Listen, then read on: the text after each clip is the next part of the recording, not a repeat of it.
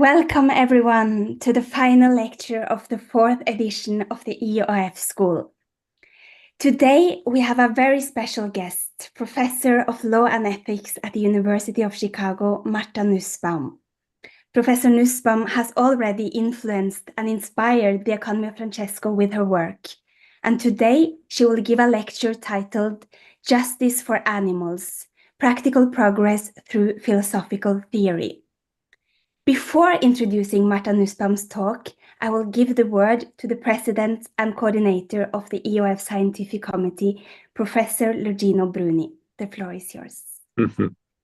No, thank you, Maria, and thank you, Professor Nussbaum, and thank you, Martha, because we knew a bit personally in our past, the present. Thank you. So I think it was actually impossible to imagine a best conclusion of our school than this, because Martha Nussbaum is actually among the very few, but very, very few global intellectuals that actually are making difference in our world, in our philosophy, but only in economics, in social sciences, and in general in our culture, in our Weltanschauung, in the contemporary way of understanding many issues, from happiness to emotions, from women, gender studies, to what we will listen today about the rights of animals. Martha Nussbaum is actually very inspiring for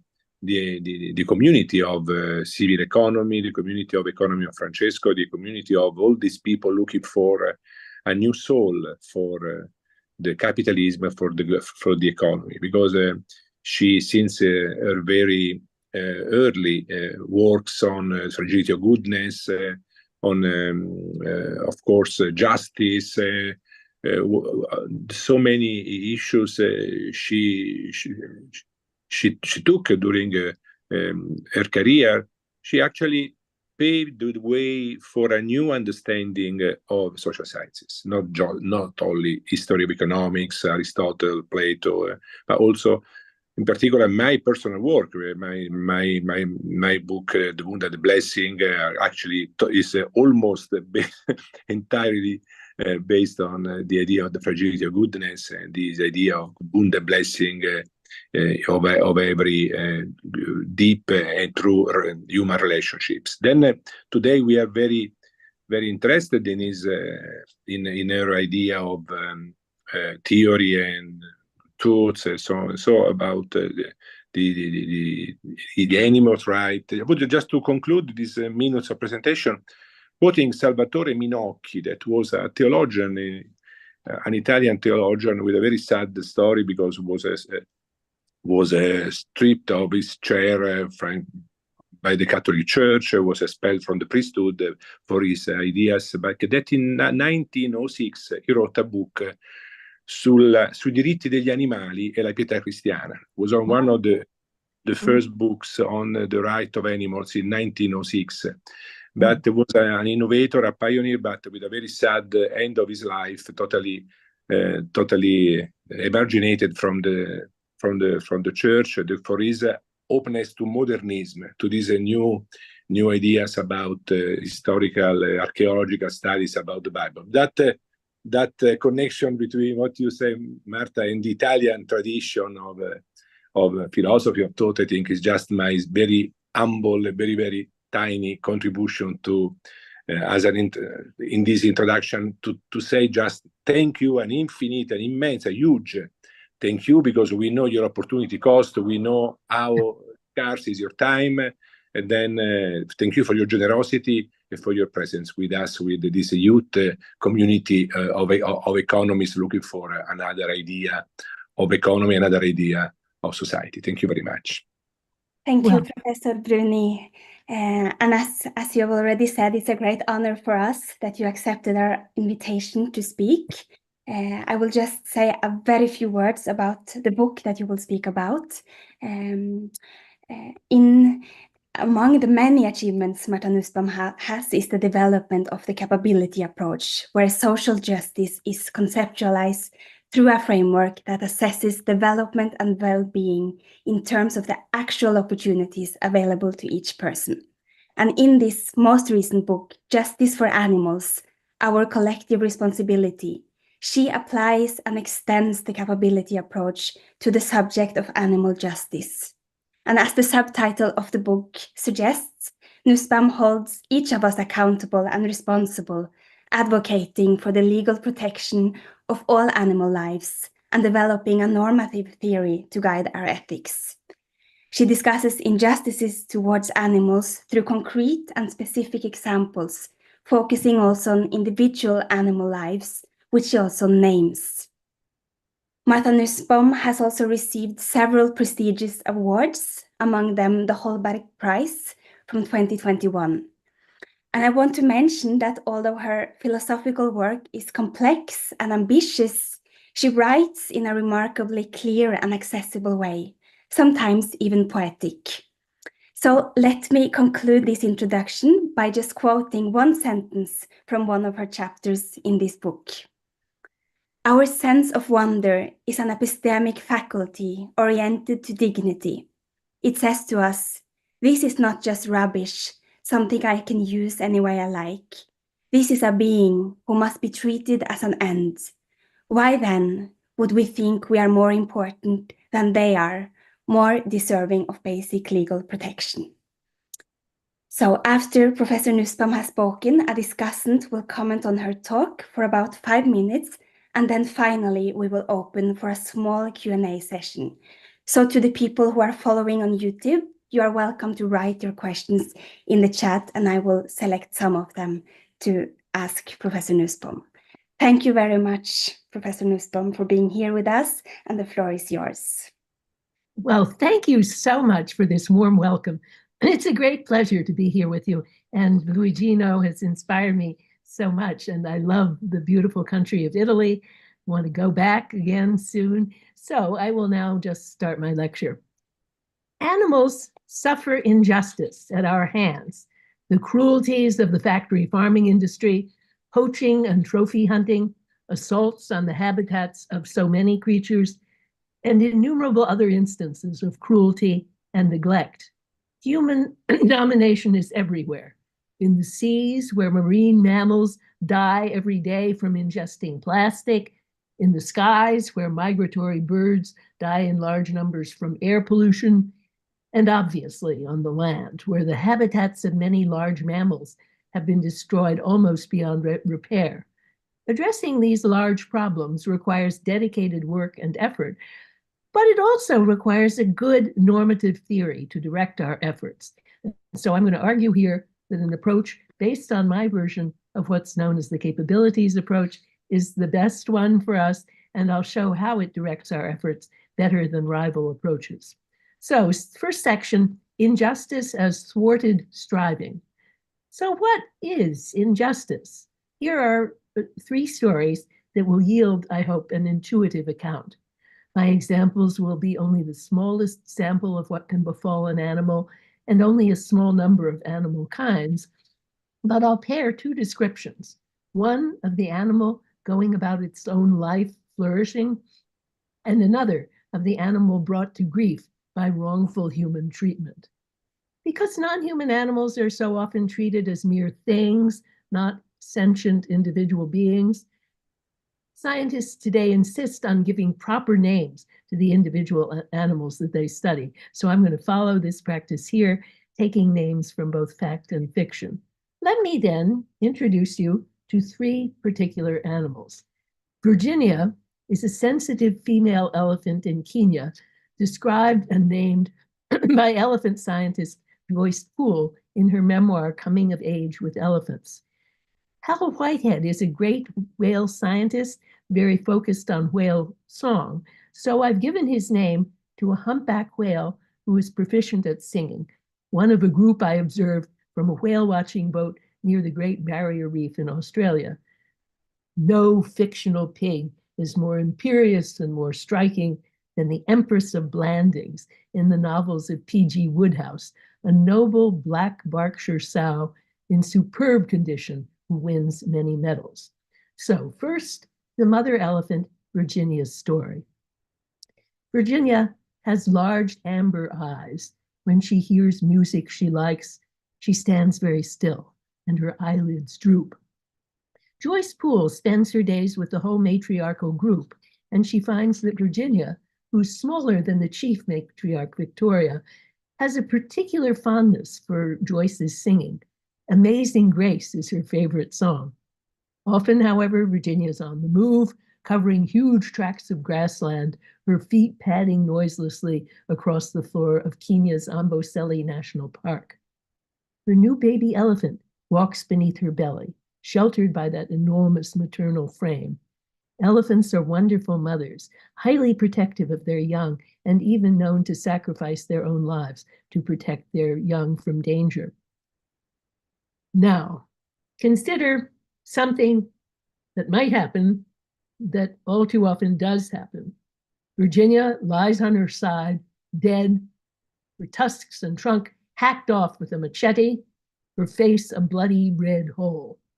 The ivory trade flourishes despite many attempts to stop it, and the market for animal trophies such as tails and trunks flourishes with few impediments. It's not even illegal to import these trophies into the United States. The other females gather around her and try vainly to lift her body with their trunks. Eventually, giving up that effort, they sprinkle earth and grass on her body. But the baby elephant is missing, taken very likely to some zoo, no doubt in the US, that's not very particular about origins. Second, the humpback whale, Al's story. Our small whale watching boat cuts through the choppy surf off of Australia's Great Barrier Reef. In the distance, several pods of humpback whales appear, breaching and slapping their tails and flukes.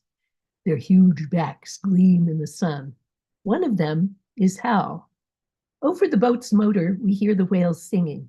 The patterns of sound, too complex for our ears to chart them, although we know that humpback whale song has a complicated syntactic structure and enormous variety, and it's constantly changing, as variants that originate here may end up in Hawaii a year later as whales imitate each other, apparently out of sheer interest in novelty. The sound is beautiful to us and profoundly mysterious. Now, unfortunately, look at a different Hal, washed up, dead, on a beach in the Philippines. His once healthy frame is emaciated. Inside, researchers find 88 pounds of plastic trash, including bags, cups, and other single-use items. Another whale similarly choked was found to contain among the refuse a pair of flip-flops. Hal has starved to death. Plastic gives whales the sensation of fullness, but no real nutrition. Eventually, there's no room for real food to enter. Some of the plastic that is inside Hal has been there so long that it is calcified, turned into a plastic brick. He will not sing again. And finally, the sow, the story of Empress of Blandings. So, the Empress of Blandings is, as I said, a noble black Berkshire sow of enormous size, cared for as a favorite companion on the estate of Blandings Castle. She loves her trough, where appetizing food is always offered her by her human caretaker, Cyril Wellbeloved. When Cyril has to go to jail for a short time for drunken and disorderly conduct, she begins to pine and loses her appetite. Her human family, especially the very pig-focused Lord Emsworth, sorry, there's a lot of allergies today, so it's only allergies in my nose, worry helplessly about her well-being, tempting her with various treats, but all in vain. By a stroke of good fortune, however, Jamie Belford turns up at Blandings, and his skill in hog calling, learned during a period of work on a farm in Nebraska, brings the Empress back to her usual good spirits. She eats with gusto, making, as Woodhouse says, quote, a sort of gulpy, gurgly, plobby, squishy, wafflesome sound that delights Lord Emsworth. Shortly thereafter, she takes her first medal at the 87th Shropshire Agricultural Show in the fat pigs class. Now, imagine a different life for the Empress. Instead of flourishing among the kindly people and fostering surroundings of Blandings Castle and the gentle world of P.G. Wodehouse, where all beings are treated with love and humor, the Empress has had the bad fate to be living on a hog farm in Iowa in the early 21st century. Now newly pregnant, she's been thrust into what's called a gestation crate, which is a narrow metal enclosure just the size of her body, with no bedding, floored with slats of concrete or metal to allow waste to descend into sewage lagoons below. She can't walk, she can't turn around, and she can't even lie down. No kindly hog caller speaks to her, no pig-loving humans admire and love her, no other pigs or other farm animals greet her. She's just a thing, a breeding machine. Most of the approximately 6 million sows in the United States are on factory farms like this, and these crates are used in most states, though banned by now in 9 states and in several foreign countries.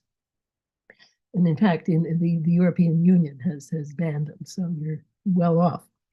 Sows in gestation crates show loss of muscle and bone mass from lack of exercise. They exhibit behaviors such as bar biting and tongue rolling, indicative of boredom and frustration.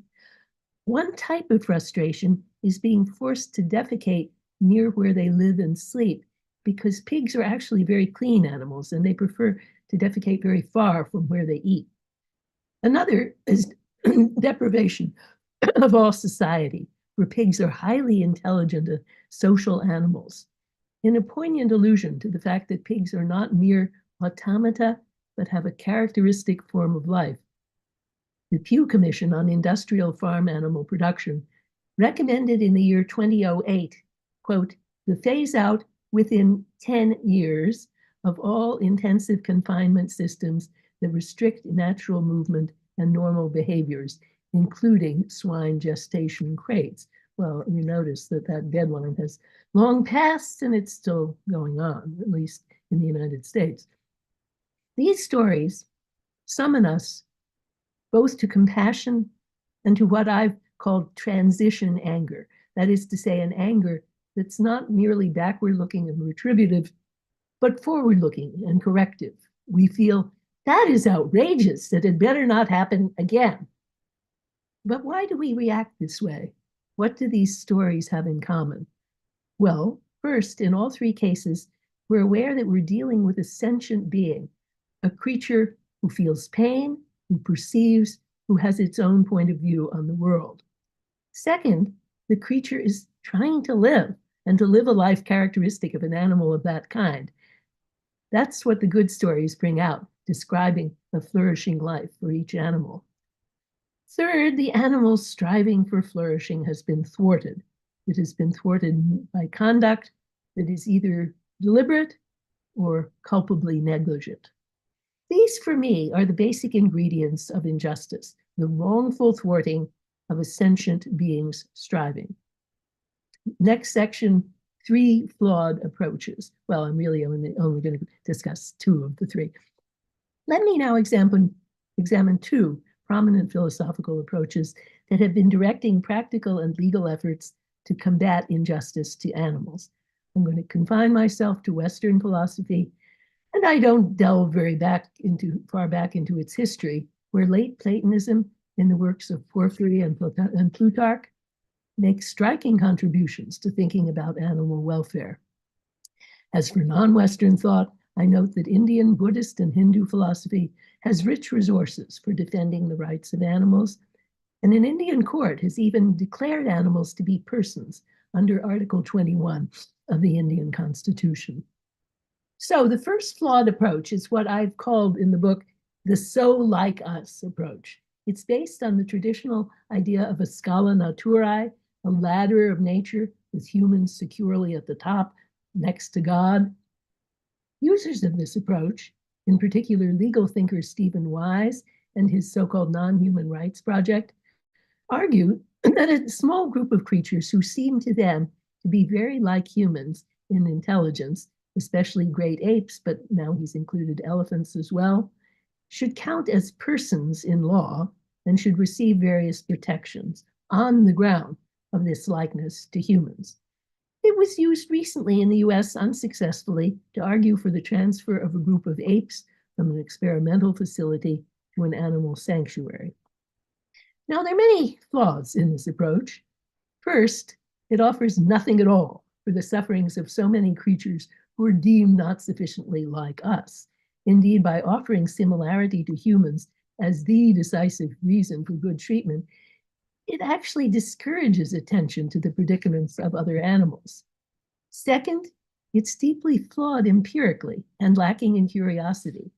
Intelligence and cognitive complexity take manifold forms in our world, and creatures from the octopus to marine creatures of many types, to birds, amazingly versatile and long neglected, have many different types of intelligence, some of which we humans do not possess. Birds, for example, can navigate over huge territories by perceiving magnetic fields, the sensory power we lack. Dolphins can determine what is inside an object they approach by their sensory capacity for what's called echolocation, that is, perceiving by the reverberation that comes back from the object. A surprising instance of this was that a captive dolphin became aware that her trainer was pregnant by her capacity for echolocation before the trainer herself was even aware of it. So he made the signal for pregnancy. And at first the trainer thought, well, there's a mistake here, but then eventually she got the test, and in fact, she was pregnant. So nature does not present a ladder, it presents instead amazing horizontal variety, each creature having the capacity suited to its niche and form of life. Third, it values animals for the wrong reasons. Because of us, not because of them. It's narcissistic and complacent, first assuming our own first place value, and then conceding that, well, a few other creatures do happen to come in through likeness. But an animal's goals are its own, as is its life. Second is the utilitarian approach, which began with Jeremy Bentham's clarion call to concern in a famous long footnote of his Introduction to the Principles of Morals and Legislation, 1785.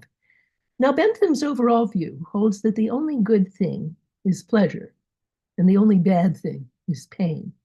In the footnote, he insists that animals are just as vulnerable to pain as humans are, and therefore he predicts that the day will come when our harsh domination over the other animals will seem just as horrible as the slave trade now does, says he, to right-thinking people. Well, that's what he says. He's kind of overestimating the horror of the slave trade as British people see it, and totally neglecting the fact that in the US it was totally accepted and fostered.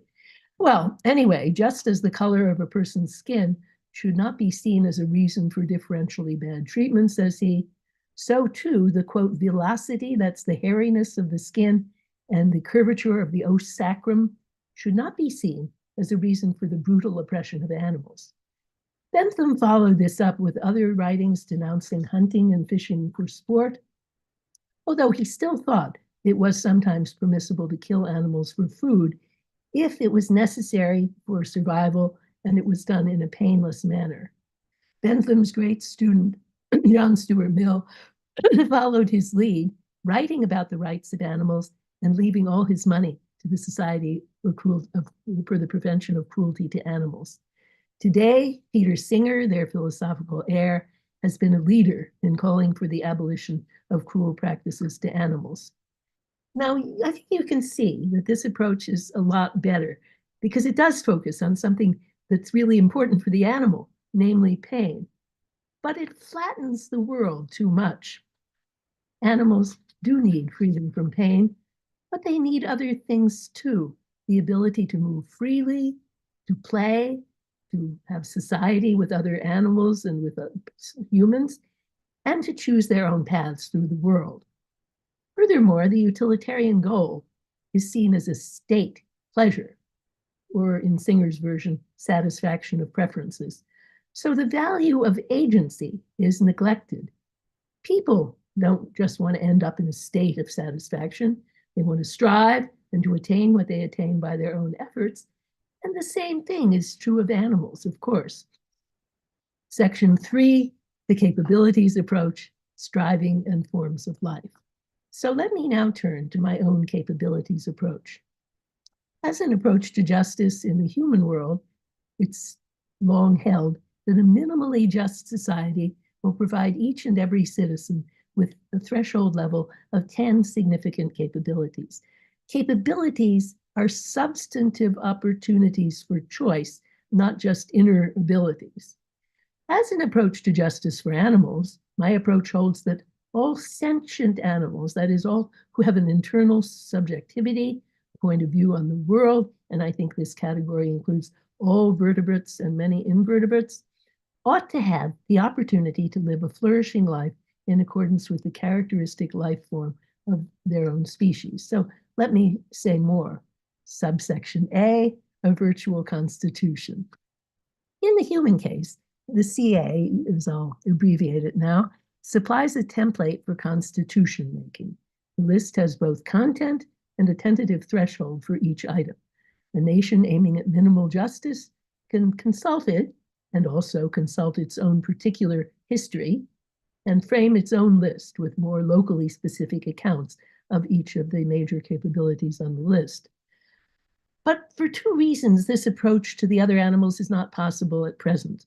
First, the other animals often roam across national boundaries or occupy regions of air and sea that are not the property of any single nation.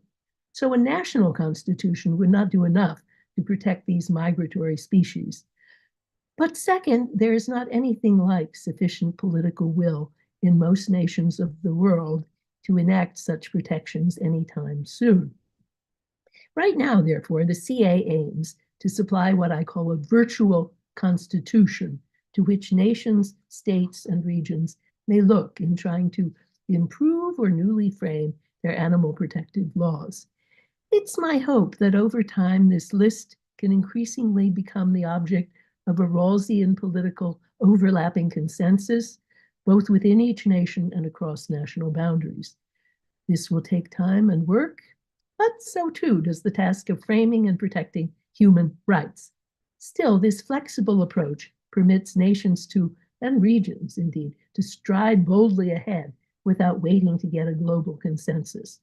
The basic goal is that all animals would have the opportunity to live lives fully compatible with their dignity and their striving up to a reasonable threshold level, and with exceptions for self-defense and the defense of others.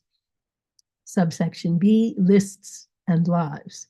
Now, ideally, we should learn enough to make a separate list for each type of animal, putting on the list the things that matter most to it when it comes to survival and flourishing. In effect, the list is really made by the animals themselves as they express their deepest concerns as they try to live. But the people who could be trusted to record the unheard voices of animals are people who have lived with a given type of animal for many years and with love and sensitivity. People like Joyce Poole, Hal Whitehead, etc. Ideally, there should be a group of such people for each species, and these guardians and listeners should also get to know individual animals within the species in all their variety and know the obstacles each creature faces and what interventions prove helpful. This means a huge number of different lists. However, I believe that if we focus on the large general rubrics of my capabilities list for humans as it now exists, it offers good guidance as a starting point in virtually all cases. This should come as no surprise, since the CA list captures, in effect, the shared terrain of vulnerable, striving animality that each species inhabits in its own way. And now I'm going to mention the things that are actually on the list. All strive for life, for health, for bodily integrity, for the opportunity to use whatever senses, imagination, and thought are characteristic. Practical reason, well, that sounds at first too human to be a good guide, but really it isn't. All creatures want the opportunity to make some key choices about how their lives will go, to be the maker of plans. The next one, affiliation, is crucial for all animals, though its types will vary greatly. All then seek to relate well to other species and the world of nature around them. Next one, the ninth capability, play and fun are not peculiar to humans, as researchers increasingly understand, but key aspects of animal sociability. And finally, all animals seek types of control over their material and social environment. If there are other large rubrics pertinent to animal lives that the human list omits, I would be totally happy to add them. Now, people might worry that such a list is bound to be anthropocentric, verging on some of the errors of the so like us approach. I understand this charge, but I think it's actually mistaken. The list was made up not by thinking of what is distinctively human, but by thinking in very general terms about vulnerable and striving animality, a topic that Aristotle already addressed in the small treatise on which I wrote my doctoral dissertation way back in 1975, namely the De Motu Animalium, on the motion of animals. In that little treatise, he proposes what he calls a common explanation for why and how animals move through the world to get the things they need, allowing for significant variations at the specific level, but insisting that at a general level, we can find a common pattern. I think so too, although we must always be on our guard against obtuseness and self-privileging perception. Sometimes the common explanation will include items within the finer rubrics of the human list that appear at first blush not to matter in the lives of animals. Consider freedom of association and freedom of speech. Well, what are most zoos but means of denying freedom of association to animals? As for speech, animals express what they need and want in many, many ways, often very complex, having syntactic complexity even. It's not that they don't speak, it's that we humans don't listen. Animals are not free to speak, however, when their complaints are ignored, when information about conditions in the factory farming industry are systematically screened from public view, when even human allies of the afflicted pigs and chickens are prevented by laws that are known as gag laws, laws gagging the person who's trying to report these abuses from describing those conditions. And these laws are increasingly being challenged, in fact, in US courts on free speech grounds. Freedom of speech, then, is hugely pertinent to animals, and it is important for exactly the reasons that Mill, of course he was a defender of animal rights too, gave when he defended free speech in On Liberty. Free speech gives us information we need to make our society better. It challenges complacency and smugness. It brings forward unfashionable positions that deserve and indeed require a hearing. At the level of the concrete rubrics of the list, there will then be surprising instances of overlap, but also at this level, there will be much divergence, and we should always be on our open to surprise and learning. Thus, each kind of animal has its own form of social organization and even of sense perception. Some animals have senses that we lack, like echolocation and navigation by magnetic fields, and usually the senses that we do have are realized differently in animal lives. Different types of hearing, sight, and, of course, particularly smell.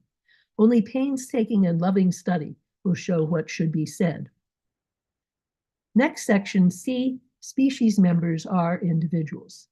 So far, I've spoken of a list for each species of animal, but for animals as for humans, each individual creature should be treated as an end. And animals are individuals, not just numerically, that meaning that each one matters, but also qualitatively, that is, each species member is subtly different from every other. People who live with companion animals, of course, know already that each dog and each cat is different in its preferences and its characteristics from every other. And what's good for one dog or cat is not necessarily good for another. We usually fail to notice this variety in the case of animals that we don't know very well. But people who do live with a given type of animal, like Joyce Poole, recognize and emphasize these differences. Each baboon, each elephant is a member of baboon or elephant society, but each individual has a unique way of inhabiting that world. So too with every type of animal that we've been able to study carefully. But if each individual is both separate from others, that is, having its own life to live and not someone else's, and qualitatively different in some ways from others, wouldn't it be a mistake to frame the list as centering around a species form of life? Isn't that to deny each animal's uniqueness? Well, that's a good question.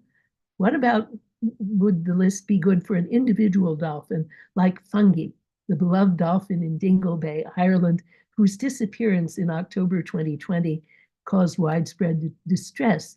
The inhabitants of Dingle came to know Fungi over the decades as a dolphin with a unique personality, quirky, oddly solitary for a dolphin, atypically social toward humans. So why wouldn't Fungi's uniqueness be obliterated by an approach based on the species? Well, of course, all law has got to be general, but good law is based on the knowledge of many particulars and can be revised when new particulars come to light. Moreover, the list, notice, is a list of capabilities, opportunities, not mandatory functions.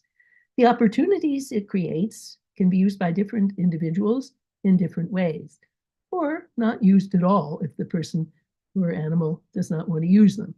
Capabilities are entitlements. People typically do not think that human rights reduce all human beings to a cookie-cutter model. They're spaces within which different individuals are free to choose. I think it's the same thing with each type of animal. We study communities belonging to a given species, and remember that species is a rough term for what's common to a given population. It's not a metaphysical entity. So then we frame a list. Then the qualitatively different species members can use those entitlements, each in their own ways. That's how the approach respects individual creatures, by creating protected spaces for them to seek flourishing, each in their own way. Well, now I'll move to my final section, section 4, practical implications, one example. In a way, the practical implications distinctive of the CA approach are pretty obvious. Show respect for all forms of life, not just those that look like us. Don't focus only on pain, but look at the whole form of life. Many zoos do not inflict pain, but of course they do inhibit in many, many ways the animal's characteristic form of life.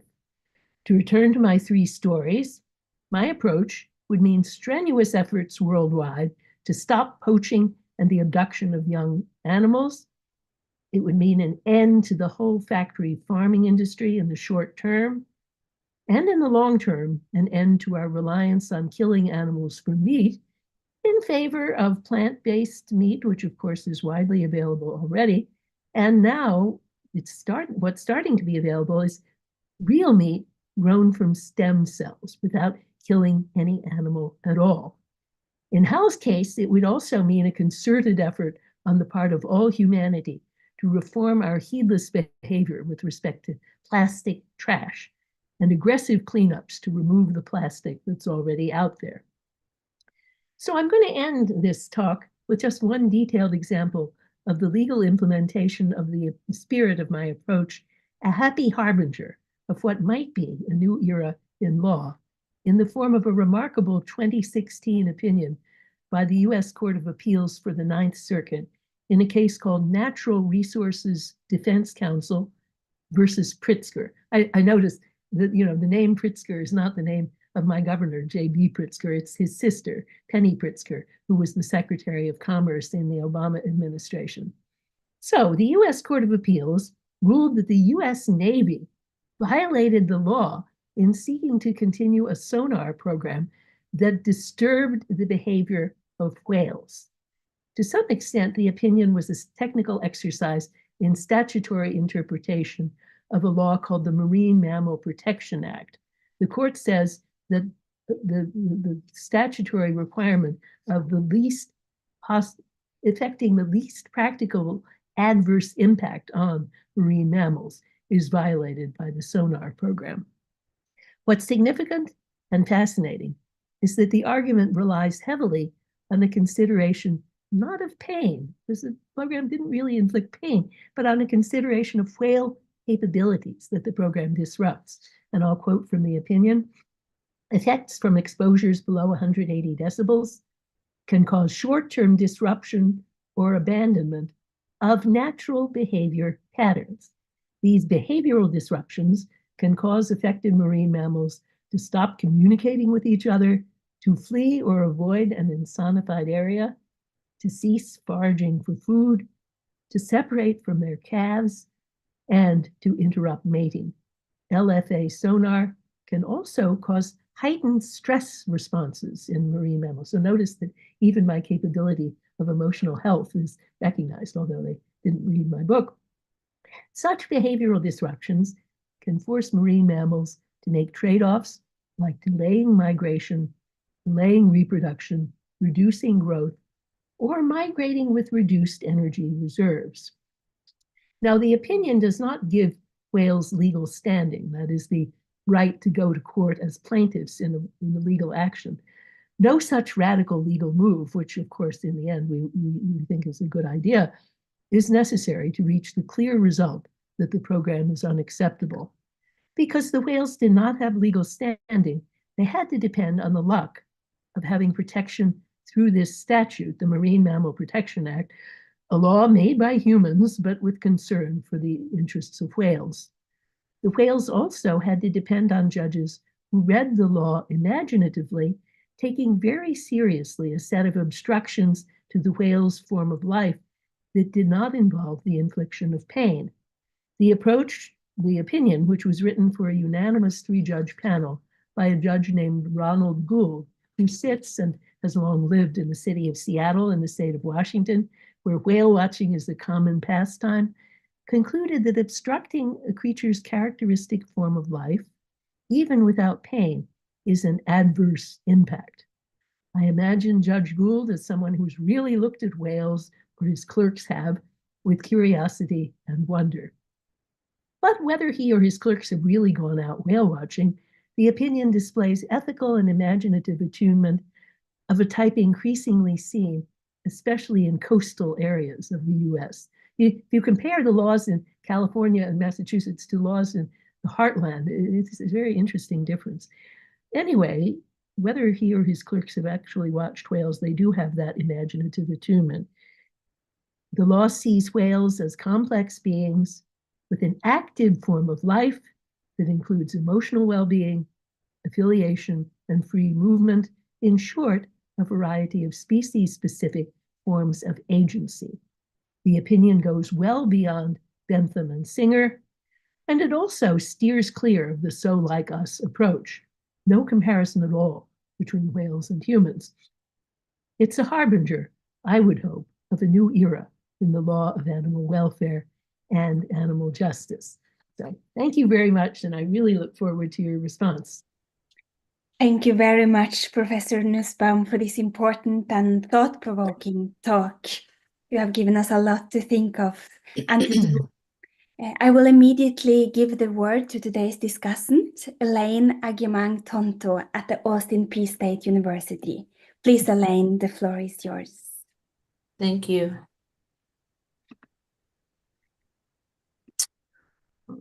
Let's see.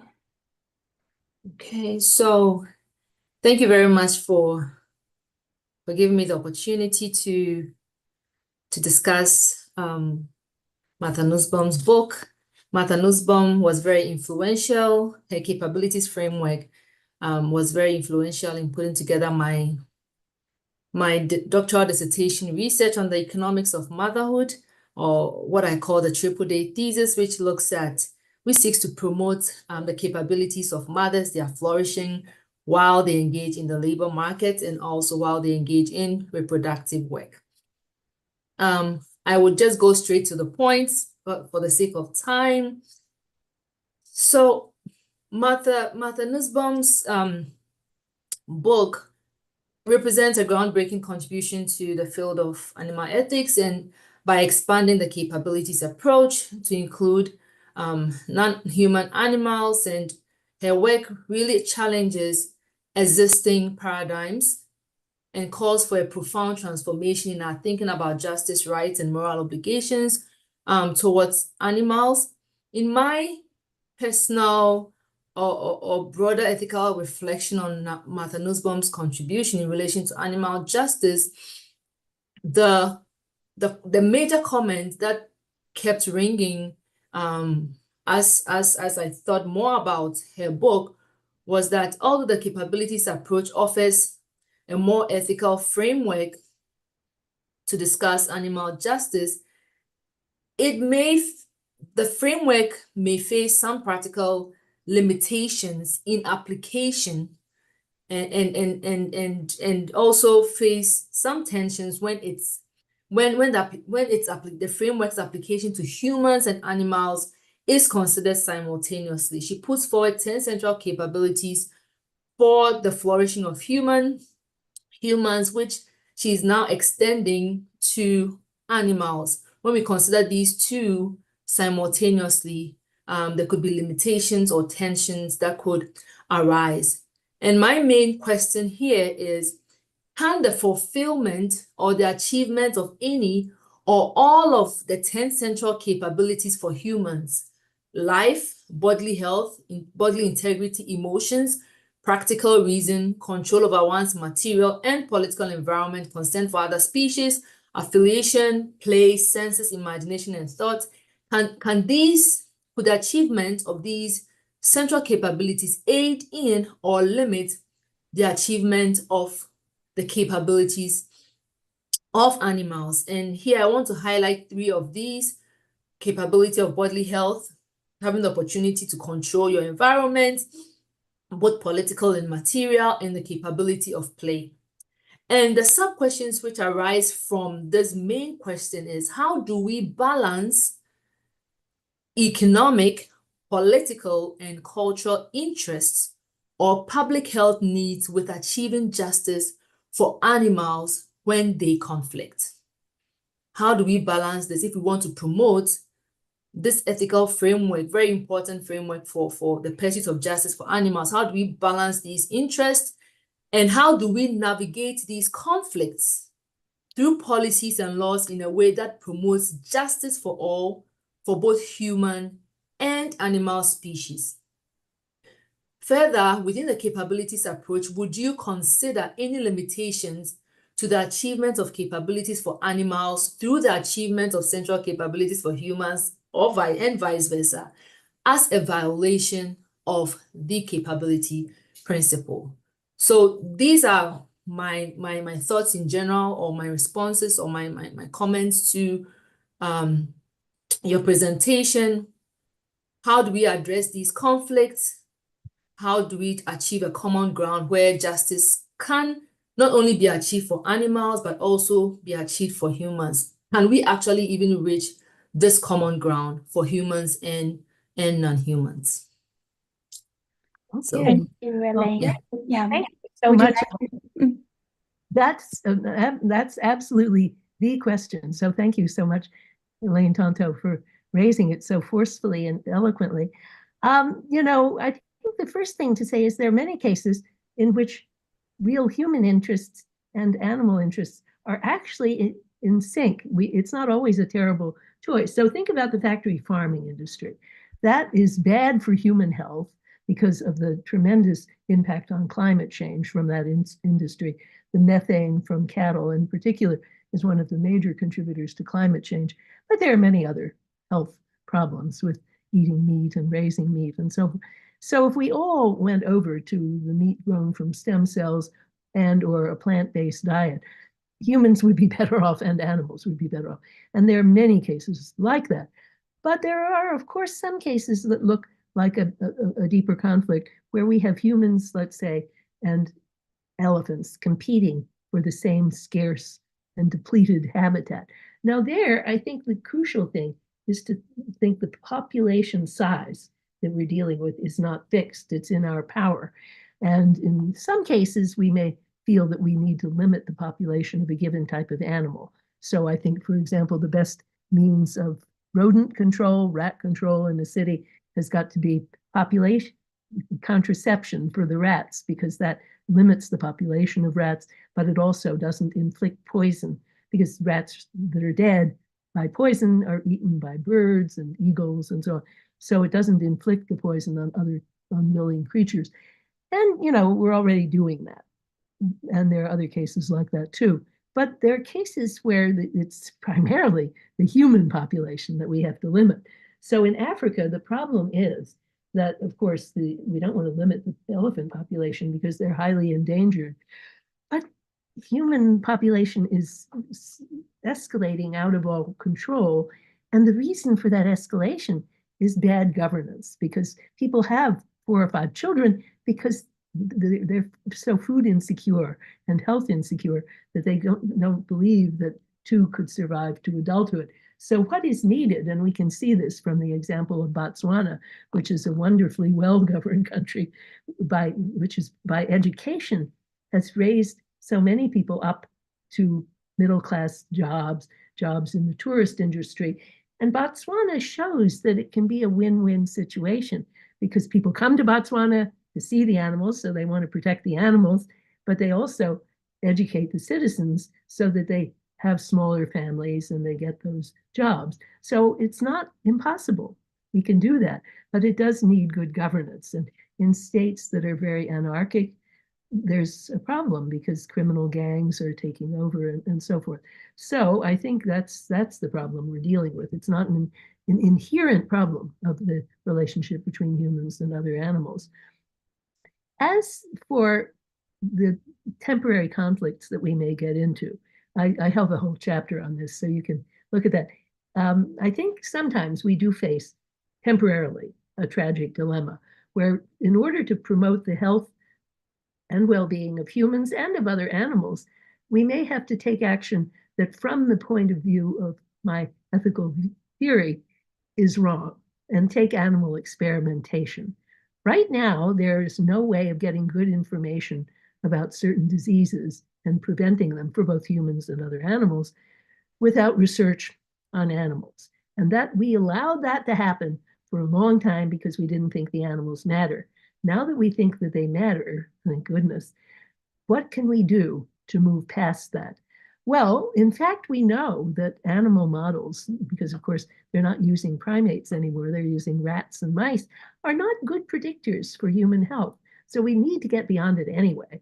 And what can happen now is we can use technology to everyone's advantage by having computer simulations. So the modern progress in modern medicine that's made through robotic imaging and computer simulation is staggering, and it's going rapidly all the time. The kind of surgery now can be done by a little robotic camera inside your body. But all of this can be now used in experimentation, making the use of animals for that unnecessary. In general, my approach to these dilemmas is not modeled on Hegel. Hegel said, when you have a tragic dilemma, do the best you can in the immediate case, but also think to the future and think, what could the world be like such that this terrible dilemma would no longer confront people? And that's what I'm doing here. But we already know what the solution is. And that's what we really need to do in every case. So thank you very, very much. Thank you, Professor Thank Marta. you. And thank you, Elaine, for your interesting discussion. And since we only now have a few minutes left, we have picked one question from the audience, the final question. So the question is, I wonder about the first ingredient of injustice, namely the beings being sentient. How far does this extend? For instance, the vast root networks of all trees and mushroom mycelium. Well, okay, we have to listen to science, and I'm not a scientist, but there's been a tremendous amount of research on this in the last 20 years, and sentience extends much further than we thought. It extends to not only all vertebrates, including fish, and there's a wonderful book called Do Fish Feel Pain, which proves, I think, clearly that fish are actually sentient. And then many non-vertebrates, like cephalopods, like the octopus, clearly is sentient. Crustaceans, not so clear. And there are other cases where it's not so clear. Now, insects, that's a vast uncharted zone right now. Maybe bees are sentient, but most insects probably not. And as for the creatures that Aristotle called the stationary animals, the ones who don't move from place to place, they don't have to be sentient because they just live like plants, basically. Now, you say plants. Now, there are people who have maintained that plants are sentient, that they feel pain. They certainly have tropisms. That is, they have ways of behaving that are life-preserving and life-enhancing. But is this accompanied by a subjective perspective on the world? Most scientists, and I with them, doubt that and think that's not the case. And the plants, therefore, we might protect them anyway for other reasons, but we don't protect them for reasons of justice. They're not sentient beings striving to live a characteristic form of life. No, then we might learn differently. So we have to see. But the other thing about plants that causes trouble would be that plants are not individuals in the way that animals are individuals. Each individual animal is born, it lives its life, it tries to live well, and then it dies. Plants, because you take a cutting and then you root it over here, it's very unclear when one individual begins and another one ends. So people who believe that plants are sentient are going to have to tackle the whole issue of giving up the individual and respect for each individual being as an end in itself. And that, of course, is very basic in the kind of ethical view that I hold. But fortunately, I think most botanists don't believe that, so I don't have that problem. But we have to still keep following the research and seeing where we are. So Yeah. thank you. Great question. Thank you very much. The question was from Ida Marie Munk, who's also an EoF Academy Fellow. So, okay, thank you very much. Yes. And I talk about it in chapter 6, by the way, if you want to look at it. Yes, I think we all are inspired to read more in your book. And thank you so much for your generosity, for coming here and talking to us and responding also to our questions. Thank you very much, Professor Nussbaum. Thank you, Marta. Thank you. Yes. Thank you. It's wonderful to be here. It's really lovely of you to invite me and to be so generous and kind and take such an interest in my work. And so I'm sorry to leave you. It's great. And I told See you soon. See you soon. I have to now go and get my vandalized car has to be repaired. So I have to go. Yes. Chicago problem. Yes. No, but thank you for coming in the midst of all this. And thank you also to Enrique behind the screen for fixing all the technical things. And to Paolo Santori, who organized also this. Yes, Paolo. Thank you all. I hope you can hear me well. And sorry for the allergies at the beginning, but it got better as I got on. So anyway. An extra thank you for the allergy. Bye. Thank you so much. Bye. Bye. Let's see, what do I do?